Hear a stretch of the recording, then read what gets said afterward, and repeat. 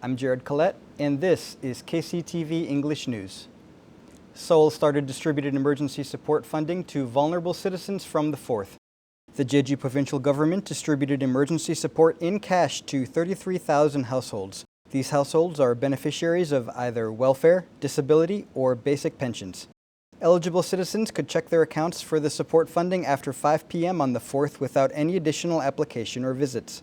The remaining 262,000 households that are not categorized as vulnerable will be eligible to apply from the 11th. Depending on the number of household members, the amount of financial support given per household will be between 400,000 to 1 million won. It will be paid by credit, debit, or prepaid card. The national government has decided to ease social distancing policies and switch to a policy of everyday life quarantine. However, Jeju province will maintain their high-level social distancing policy for the next 2 weeks.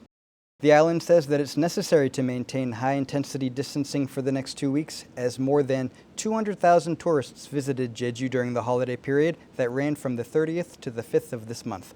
The government is planning to maintain the current high-intensity social distancing policies until the 19th and implement the government's everyday life quarantine system after reassessing the updated situation in 2 weeks. Schools which have been closed due to the fear of the spread of COVID-19 will reopen in stages starting Wednesday of next week. High school seniors will return to school on May 13th, while other grades will gradually return to school the following weeks. Meanwhile, elementary and middle schools with 60 students or fewer are also allowed to accept students beginning May 13th. Todd Thacker reports. The Ministry of Education has announced plans to reopen the nation's schools beginning next week. The new school year was postponed by more than 2 months as a precaution against the spread of COVID-19 among students. High school seniors who will take college entrance exams at the end of this year will return to school first on May 13th, while other grades will gradually do so in the following weeks. Those in grades 11, 9, 1, and 2 will return to school on May 20th. Grades 10, 8, 3, and 4 will return on May 27th. Middle school students in grade 7 and elementary school students in grades 5 and 6 will return on June 1st. Those in the higher grades of middle and high school and the lower grades of elementary school will return first. The objective is to reduce the burden of parents taking care of their young children at home. Problems with online classes have also been taken into consideration. 진로와 진학의 부담이 큰 고등학교 3학년과 생활 속 거리두기의 실천이 충분히 가능한 지역 소재 재학생 60명 이하의 소규모 초중학교는 5월 13일부터 우선 등교하도록 하겠습니다.